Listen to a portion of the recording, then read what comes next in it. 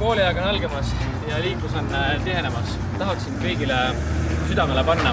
Sellel ajal tuleb olla liikluses eriti tähelepanelik. Autojuhid, siinkohal püüdke aru saada ja mõista seda, et noored, kes tänaval liiklevad, ei pruugi alati liiklus õigesti käituda. Kuna kooli ajal on lapsi tänavatel rohkem, olge tähelepanelikumad, nad võivad risti kuskilt autode vahelt üle tee joosta ja ei ole tarvis nii kiiresti sõita. Ja siinkohal noored, kes jala liiguvad kooli ja koolist koju.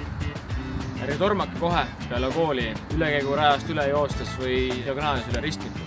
Sellepärast, et ka autojuhid ei pruugi teid märgata ja ei pruugi ka alati õigesti käituda. Seega, siin paneksin ka südamele lastevanematele, et palun tehke kodus ka eeltööd ja rääkige oma noortega, et kui kooli lähevad ja koolist tulevad, et tormaks ja jälgiks ilusti alati, kas auto tuleb või ei tule. Omalt poolt soovin kõikidele koolijuhtidele, lastevanematele ning ka uutele autokooli õpilastele head kooliteed ja turvalist liiklemist.